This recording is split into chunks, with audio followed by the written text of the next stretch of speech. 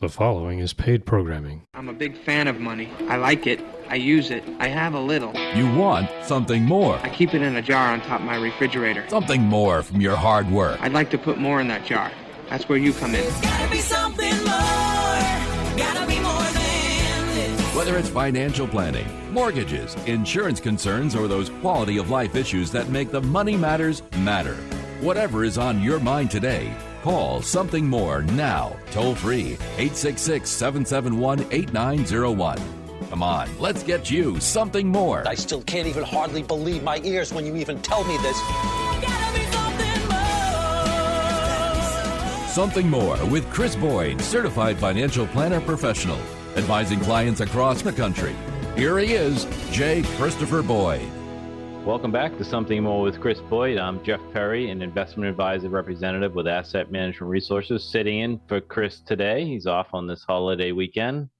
And I'm very happy to have with me Adam Burnett, who's the executive director with Champ Homes. Adam, welcome to the show. Thank you for having me.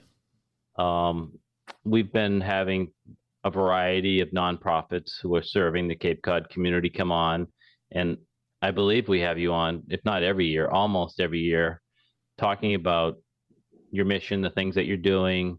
And, you know, it's no secret that we're encouraging people as they think about, a lot of people make charitable donations at the end of the year. And so we are supporting our charities by having them on the radio, not only to inform and educate our listeners, but to encourage them to think about if our conversation inspires them, if it motivates them, if they say, you know, this is something I want to support, hopefully they will go to your website and do that. So as you're listening out there in Radio Land, think about Champ Homes and other organizations and the time of year. That you mentioned something off air, Adam. I don't want to start with money, but I imagine a lot of your funding comes in through the generosity of people, and especially during the holiday season. Absolutely, yeah. Well, more than half of our annual revenue in the form of donations comes in the fourth quarter, and in fact, the last 6 weeks. So this is a critical time for our organization. We still have a ways to go with our fundraising goals, but we've got an incredible donor base that has supported the organization for 30 some odd years now. Right. And we've developed real strong relationships with local banks and local foundations to help us on the grant line, really building that line to help support the organization in recent years. So I'll go back to that at the end of our time together. But I did want to just say, you know, people may wonder, why are we having a charitable organization on our financial show? Well, we recognize that people in their financial lives and their plan giving and charitable giving. And for me, I like to give where it affects the most locally. I was a resident of Cape Cod for a long time, and I'm very familiar with your organization. I have been both as my time when I was a state representative, when I was kind of on the ground working with your organization on a few things, and just generally, I know the work, but some of our listeners may not know what you do. So you want to start out with kind of who you are as an organization and what your mission is? Sure. So like I said, we've been around for 30 some odd years now. And Champ Homes, our mission is to provide transitional housing to adults on Cape Cod who are experiencing homelessness or near homelessness in a safe, compassionate, respectful environment. And we try to instill confidence and hope through providing life skills, mentoring, vocational support, and teaching self-advocacy. So folks come to us from a variety of instances from all across the Cape, men, women. We serve those that are 18 and older. And every individual has a unique set of circumstances and a unique story that has led them to their housing instability. And regardless of what led them to their housing instability, we are there to support them and help them to establish goals and then strive to reach those goals. We're a small organization with a staff of 6 full-time people, and we can serve up to 51 individuals on our campus, which is located in Hyannis. We've got a total of 4 homes and a fleet of volunteers, a very dedicated board of directors that helps govern our organization, and collectively, we serve a lot of folks that are in need, and that need is probably greater than ever right now. So I want to talk about the need and inflation and what's going on right now, but let's take a step back. And I heard the word, and I understand it from my time that I was helping the Champ Homes and getting to know the Champ Homes, but it was a long time ago, and our listeners probably don't know. I heard the word unique, and I understand that, and I appreciate that. But can you give us some? I'll just say common, and I'm sorry if it's not common, but some common examples of how people come to you, like what their situation is. How do they find you? Are there common themes among the people that you serve? Sure, yeah, and there are. While everybody does have a unique story, there are themes that that kind of contribute to housing instability, whether it is mental illness and an inability to hold down a job, or it is experience with drug and alcohol abuse. Those have kind of those affect a lot of folks and can contribute to housing instability. But recent trends that are developing are a direct correlation with the housing crisis that we're all experiencing. So a lot of folks, they choose to rent, and that's a conscious choice that they've made, and they probably would continue renting throughout their adult life. And in times in the past, that hasn't been problematic, but with the recent appreciation in home values and landlords looking to capitalize on that appreciation, Sure. they're selling to either somebody else who's just interested in being a landlord, or they're selling to people who are off Cape and this is their second home, or they're selling to people who are looking to rent their homes as short-term rentals. The end result is that there is a lack of inventory out there. So for that person who has been renting for the past 5 years, 10 years, perhaps longer, they might unceremoniously get a 30-day notice from their landlord and or 60-day. The problem is that there's no place to go. So we've got working professionals that are holding down good-paying jobs that are calling us because they simply have no place to go, and they have to stay on the Cape because that's where their job is. Far too often people are getting pushed off the Cape as well. But Champ Homes is there to support folks that are, whether it's mental illness or it is drug or alcohol abuse in their past that has led to their housing instability, or if it's one of these newer trends with regard to a lack of housing. We're there to support individuals. And, some folks come to us and they just need that small stepping stone. They need 2, 3, 4 months. And then other folks have more complicated situations, more complicated goals that they're trying to reach. And for those individuals, they might be at Champ Homes for a longer duration of time, 1.5 years, 2 years, even 2.5 years. On average, folks stay at Champ Homes about 1.5 years if you blend it all together. That's I'm going to go off on a little tangent here, but that's one of the things that I particularly was impressed with Champ Homes and continue to be is we're trying to tell people what it is. I'm going to tell you what it isn't, I guess. It's not a shelter. No, right? Not an emergency shelter, no. It's not an emergency shelter, and it's not a place to come for reduced rent without having to try to improve your lifestyle, right? And try to improve. You talked in your opening comments about setting goals. Can you talk about that and how that process works? For the listeners who listen to the show and hear me talking probably incessantly about goal setting, it's when you have no goals, you're not striving for anything, right? And so by working, well, you can say it better than I can, but maybe. Talk about maybe give it a shot. How do goals fit in to someone coming in as a new resident? Sure. So we work best with folks that are motivated and ready, willing, and able to move forward in their lives. So through our intake process, we can kind of identify those that might take this opportunity to be at Champ Homes for what it is and try to catapult themselves into a better position by being at Champ Homes. We work with folks to help identify those goals, help to work towards those goals, but we're not going to do the work for them. And so one of the main words that I said in the beginning was self-advocacy. We really try to instill that in people because we feel strongly that that's going to lead to their long-term success as well. Champ Homes, we are a completely sober campus, so folks need to be free of drugs and alcohol and maintain their sobriety throughout their stay. We do test people at least once a month to ensure their continued sobriety.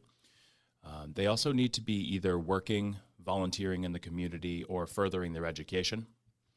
So that's something that we try to promote. And of those that are eligible to be working at this time, meaning they truly are not disabled to the point where they cannot work, Sure. We are proud to say that consistently for the past couple of years, we have over 90% of our folks are working.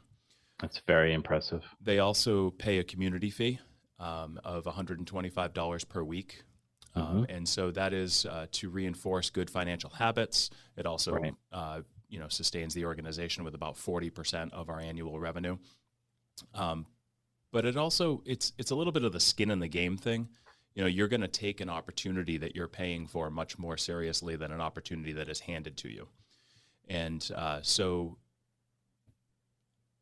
those that come to Champ Homes, they're ready. They're ready to move forward, and that has translated to a really staggering statistic about our success rate. So we measure our success by those that move on from Champ Homes. How many are obtaining long-term sustainable housing? And in 2017, that was 33%. So 1 out of 3 people moving on from Champ Homes was obtaining long-term sustainable housing. And then it went up to 37%, 47%. And in 2020, our goal was to eclipse 50%. And with everything that the world threw at us in 2020, which was a lot. Yeah, it certainly was a lot. We were able to obtain 72% of our folks moving forward. Wow. And we've maintained that number for the past 3 years, averaging just north of 70% of those that are moving on are obtaining long-term sustainable housing, and they're employed and they're moving forward. So very proud to say that. I'm not looking for a comment on this from you, but I want to say something just from my perspective. So we're in WXDK. I'm a Republican, former political figure known as the conservative. And this is why I like Champ Homes. Not because you're Republican. I'm not saying that because I know I'm not putting politics into this. But what you're doing is very conservative. You're teaching people and supporting people to be independent, to find their own way. You help them with goal setting.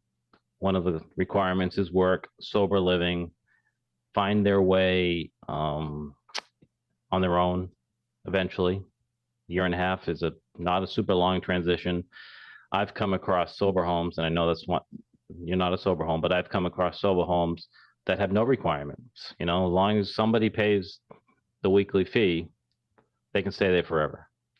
And that's not actually helping them in some cases. So to our conservative listeners out there, if you're looking for an organization to get behind that shares your principles of,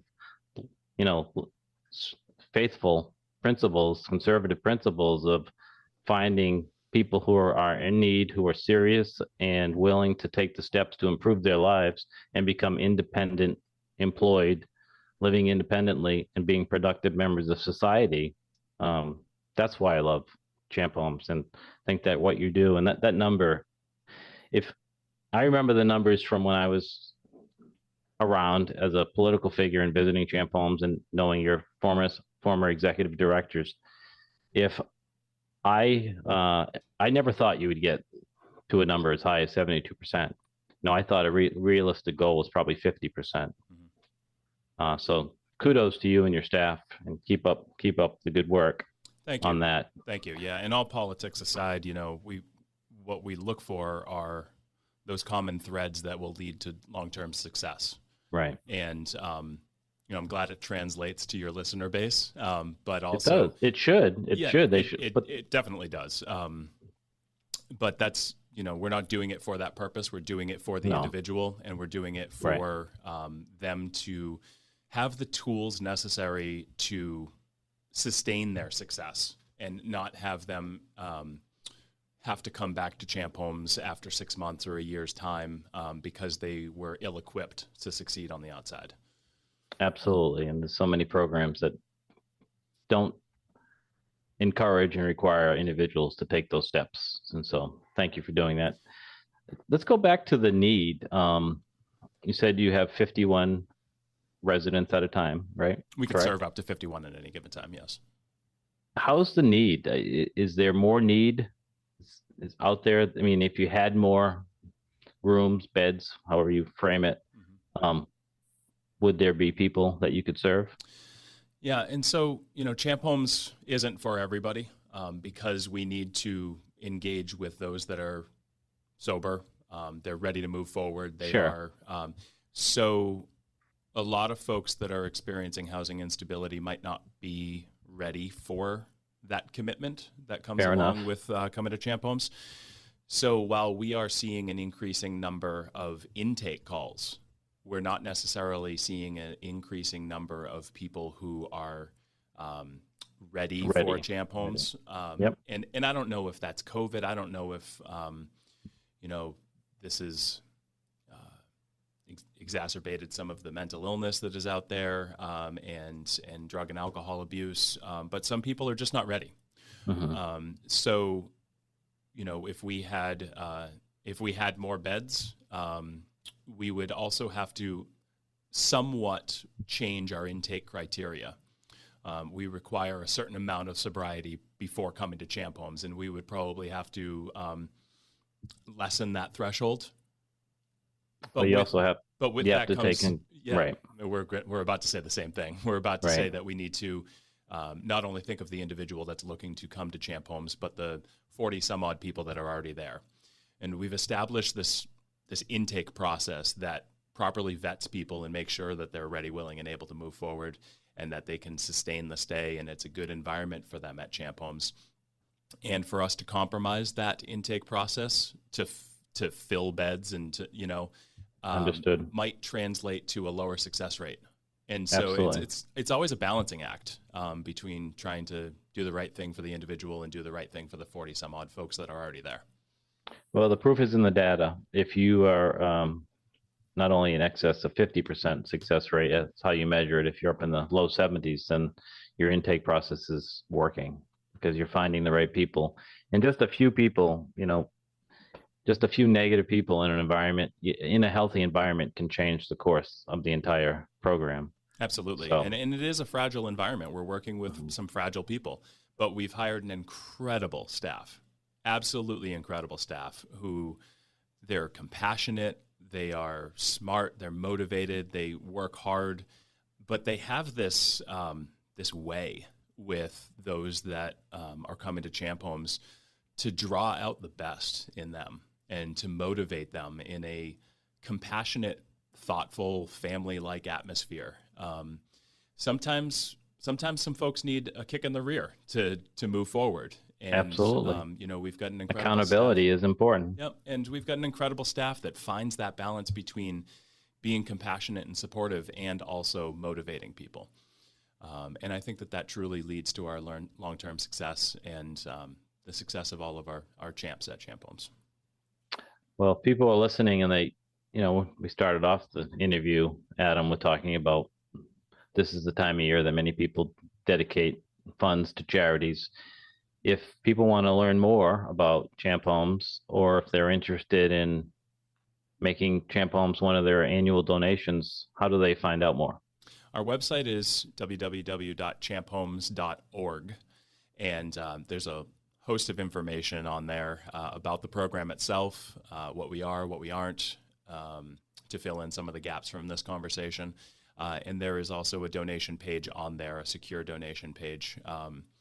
So I encourage people to look at our website. If you do have further questions, to certainly pick up the phone. And we're a small organization. We'll pick up the phone and we'll answer the questions for folks. And also just to know more about Champ Homes and know that we are a community resource to support your brother, your Excellent. sister, your Right. parent, your coworker that is experiencing housing instability. We're there for them. And so the more opportunity I have to share about Champ Homes, the better. Well, thank you to you and your staff for what you're doing. You're doing God's work, and you're certainly proving that mentoring, goal setting, safe, secure environment, sobriety, working all leads to independence. And those are things that no matter where you are on the political spectrum, just to touch on that, we should all, there's not a lot that people agree on today, but we should all agree that this is something that is worth your donation and worth supporting. Adam from Champ Homes, thank you so much for your time today, and have a blessed holiday season. Thank you. You as well. Thank you. And we'll be right back with Brian Regan, our Chief Investment Officer, after this brief commercial break.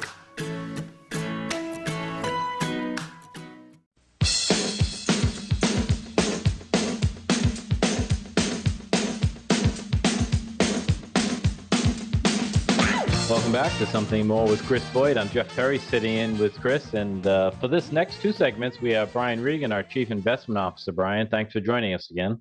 Good to be here, guys. Happy Thanksgiving weekend. Yeah, happy holiday weekend. And it's, we were joking or talking about in the first segment that we had Black Friday. Now we're going to have cyber whatever and small business this and charity this. So we are definitely in the spending mode. And I mean, I was encouraging Armin.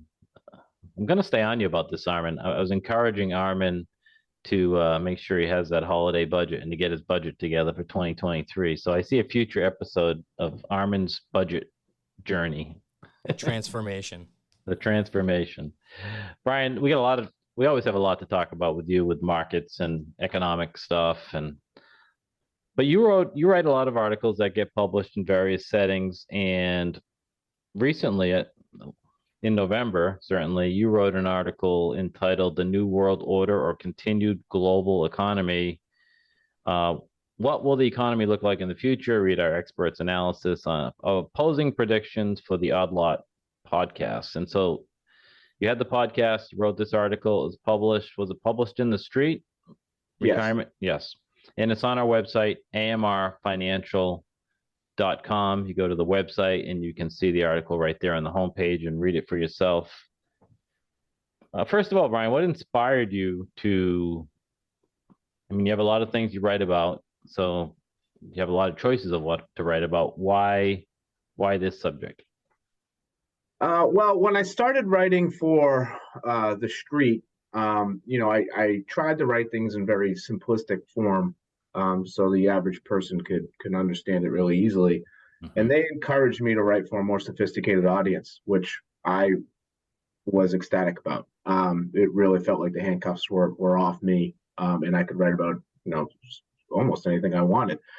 And I really love the Odd Lots podcast. I encourage anybody to listen to it that likes kind of wonky conversation about current events that's going on. If you want to really get into the weeds, it's great. And this particular podcast had pitted two economists against each other that had varying opinions. I actually thought there was a lot of overlap, and one of the things that they were really arguing about was time frame, which I get into in the article.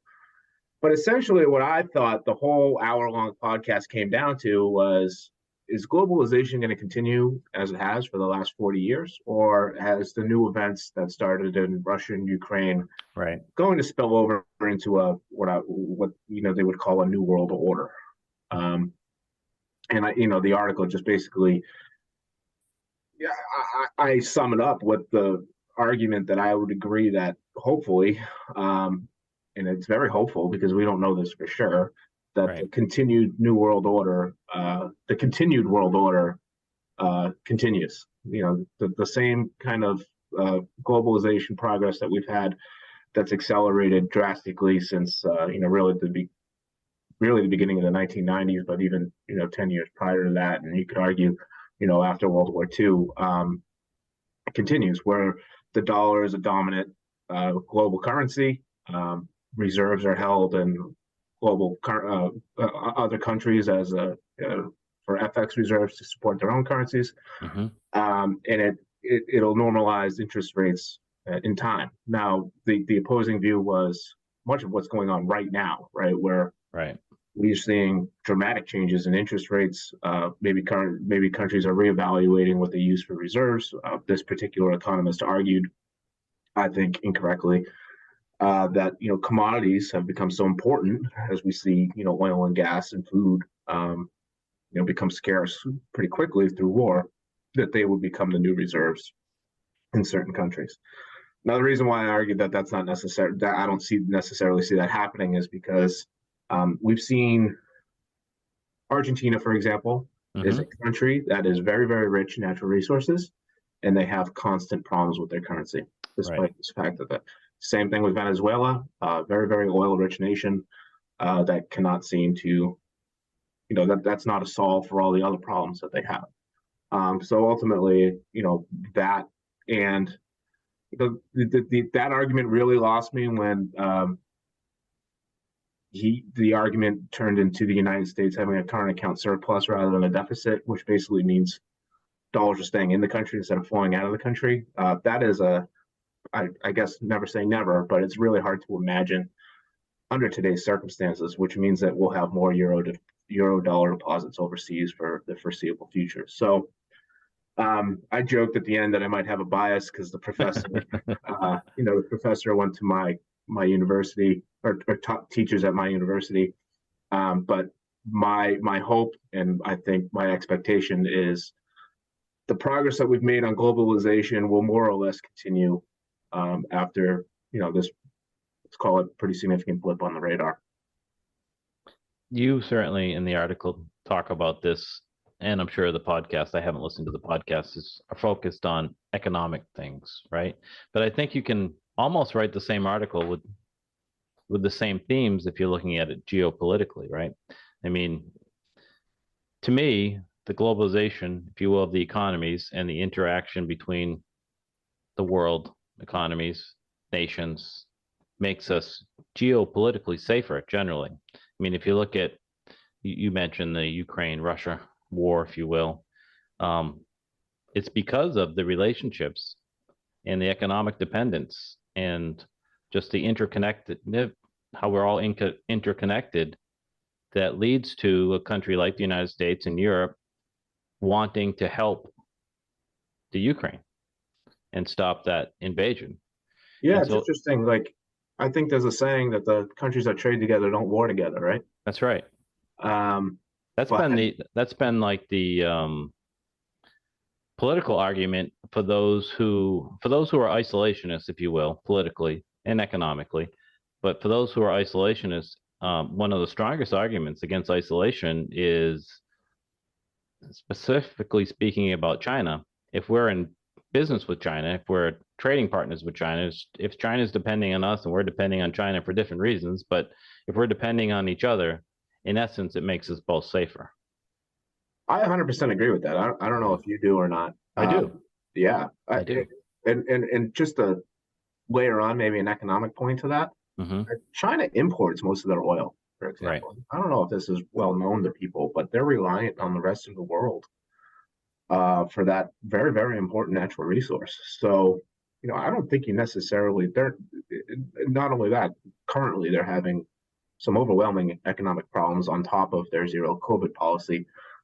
I don't think there should be, logically, a lot of desire to, have a hot war, if you will, with the United States, or even a Cold War. I mean, the amount of mutual reliance is pretty significant.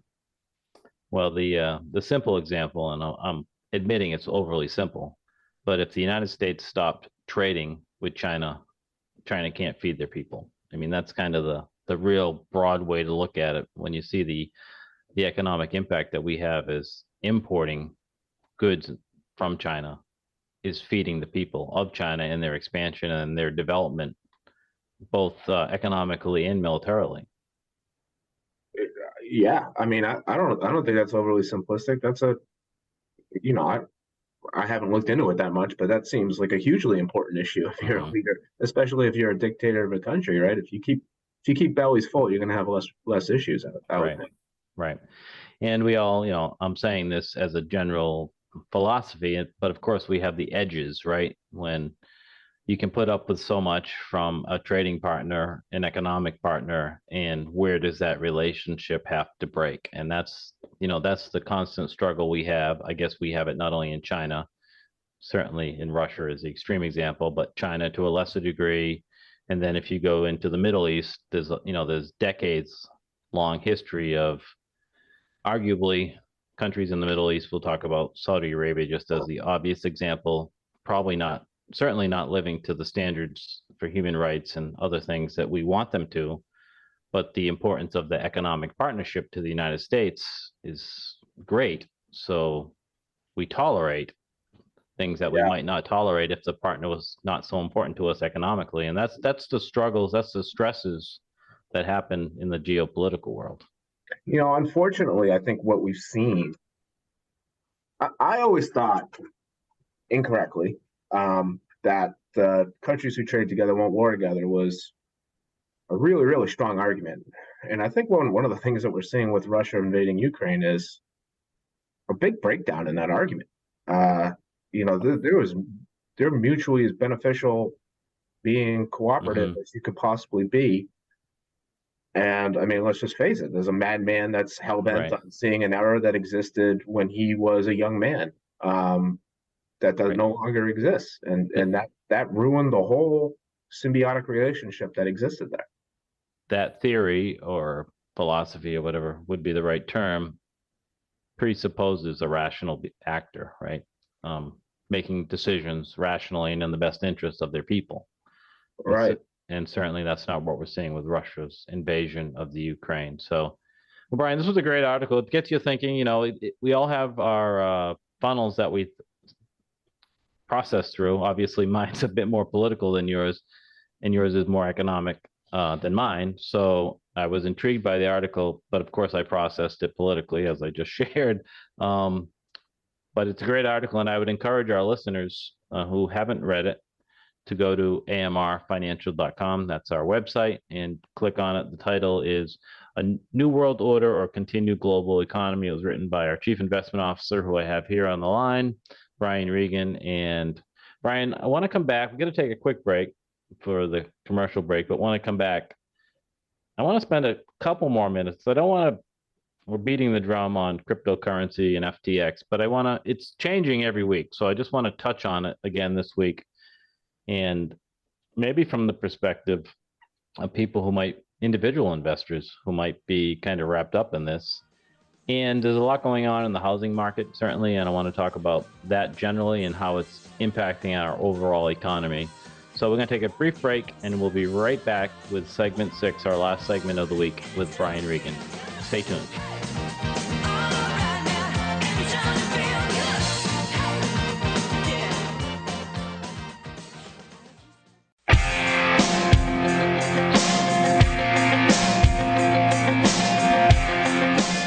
Welcome back to the final segment for this week with Something More with Chris Boyd. I'm Jeff Perry. I'm sitting in with Chris, who's off this weekend. Before we go back to Brian Regan, I want to introduce a special guest, and listeners to the radio stations know this voice.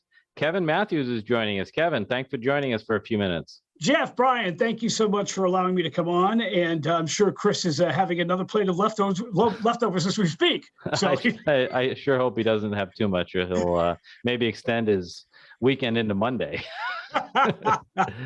So here we are on this holiday weekend, and I know what you're planning next weekend, but maybe our listeners don't. You've been doing this Stuff a Bus charitable effort for how long? Yeah, this is the 27th year we're doing our Stuff a Bus, which doesn't make sense to me because I'm only 23, so I don't understand how that's possible. But this is the 27th year for the Stuff a Bus for Toys for Tots. Actually, the Toys for Tots organization is celebrating its 75th anniversary this year. So it's it's a big year. And of course, Mary Ellen Harrington and her husband, who is the we call the chief, Tim Harrington. They've been running this organization on the Cape now for years and do such a phenomenal job.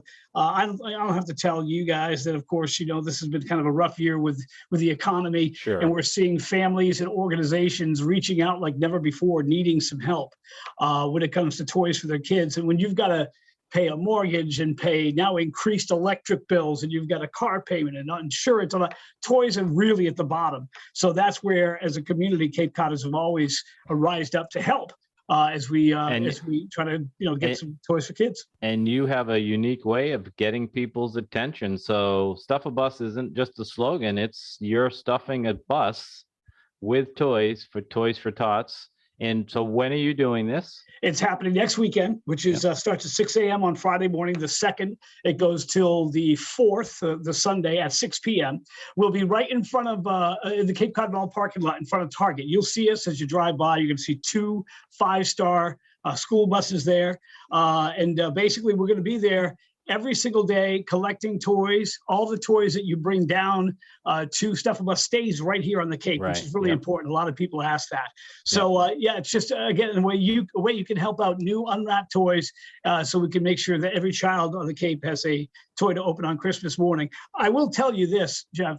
In the previous 26 years, we've raised close to 500,000 toys on Cape Cod, which is an unbelievable number. Crazy. That's unbelievable. Yeah. And Cape Codders, as you know, they give like you never see before. They really take Very care generous. of their community. So that's why we need to help more than ever this year. Well, and there's no excuse. So you're right outside of Target. So you can be going to the mall, driving by, not have a toy in the car, but you can go right into Target, pick one up, and come out. I know that's a strategy. It's not an accident. And Target actually nationally is a big supporter of Toys for Tots as well.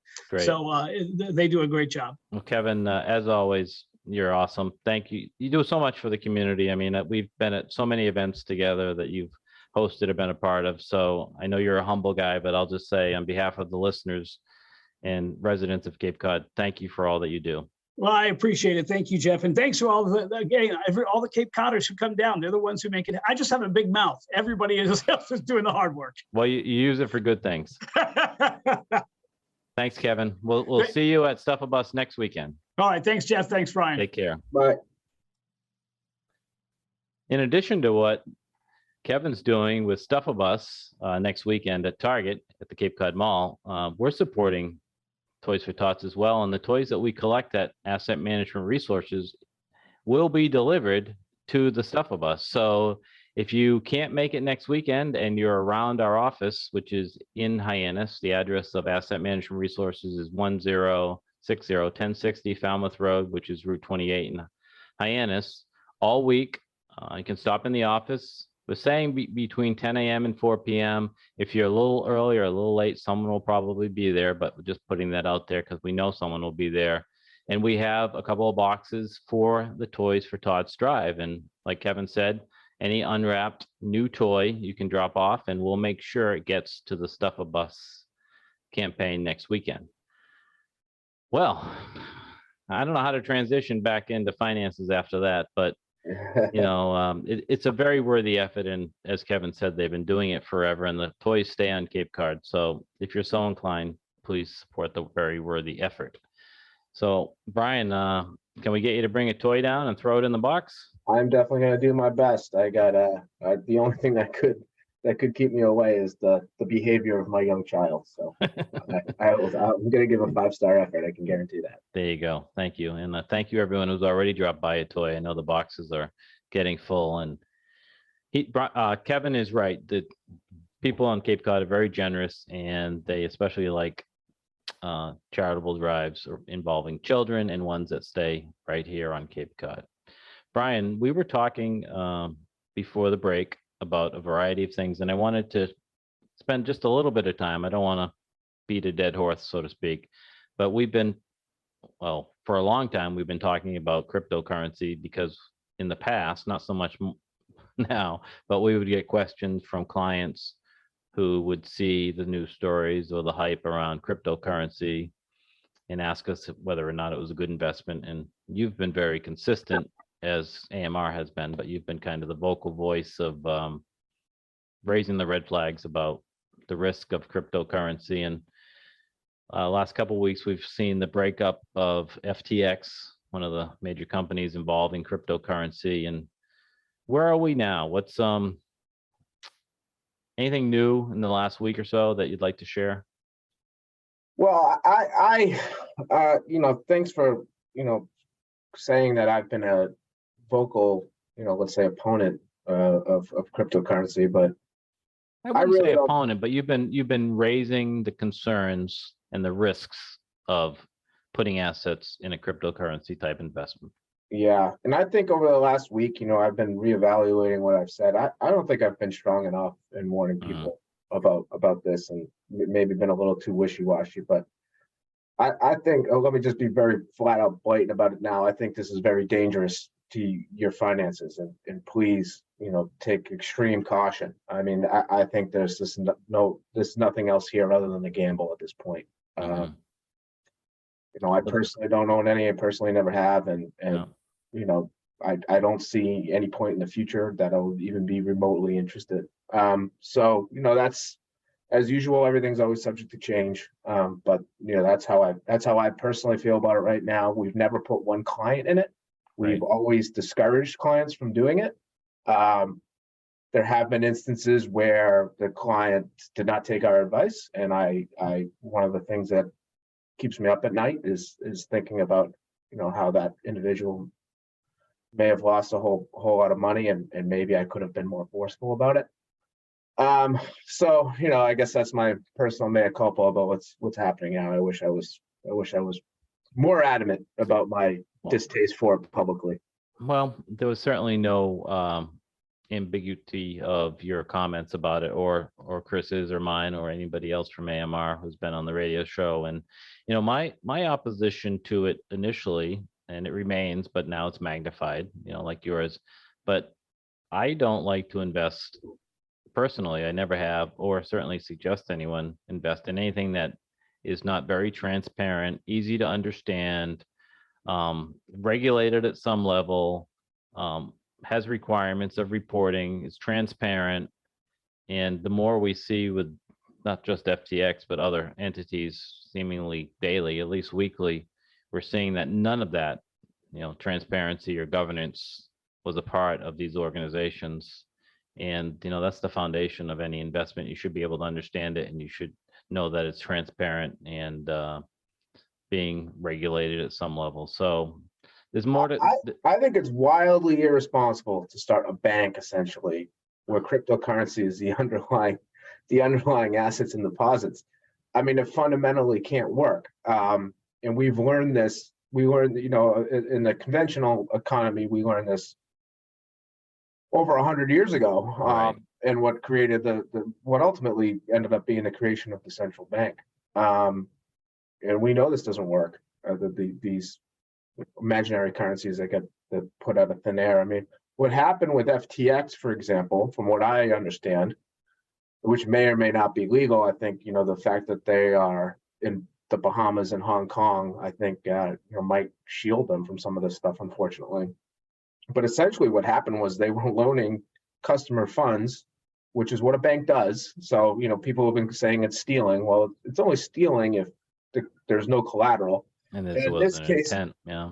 And in this case, the collateral was a made-up cryptocurrency called FTT, which is the FTX, cryptocurrency. Right, proprietary coin. If yeah. You will. So if you want to know if you do a reverse repo transaction, for example, treasuries are the collateral, and they're usually over collateralized. Now, that is a much different situation that happens in conventional banking than receiving collateral in some made-up token that doesn't transact, doesn't have a liquid market. I mean, the things that we're hearing coming from these crypto quote-unquote banks is just shocking, and what's going to happen. And it's this meltdown to me was inevitable, and I don't think it's done yet. I don't. I agree with you. I don't think it's done either. I think the dominoes are falling, and they're gonna eventually hit each other. And not to focus on any one thing, but the governance or lack of governance, no boards of directors, no transparency in financial statements is a red flag in itself.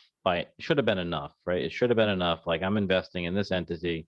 They have no board of directors, they have no regulations, and they have no transparency. Should be enough to put the brakes on anyone looking at it. And whether or not, so what we don't know, is it is it incompetence? Is it negligence? Is it bad governance? Or is it an intent to fraud, right? Defraud. Well, I think it's all of the above, actually. It could be. Yeah, I think time will tell. Put that into another. I think the fraud started happening when, the company started going down the tubes. The new CEO that's taken over FTX, which happens in restructuring situations, usually you have a chief restructuring officer or chief executive Out of officer. the bankruptcy, yeah. He did Enron, Right. in the Enron now, and he said this is the worst situation he's ever seen. Yeah. Now, for those of you young enough not to remember Enron, that was a fraud on an epic scale, and a web of legal entities that was in place to hide it all, with a product that never really made any sense, and they were basically like cornering energy futures or something like that.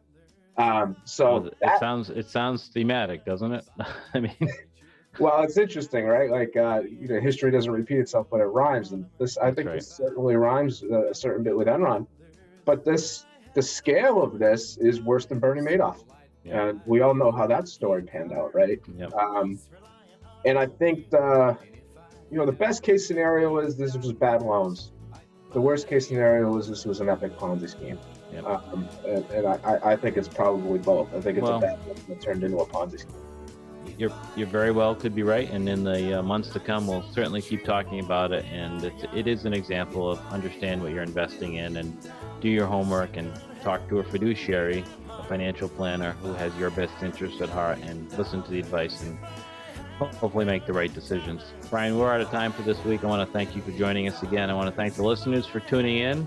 I hope you're having a great holiday season. Please tune in next week when we'll be back with Something More with Chris Boyd. Until then, keep striving for something more. I'd be rich.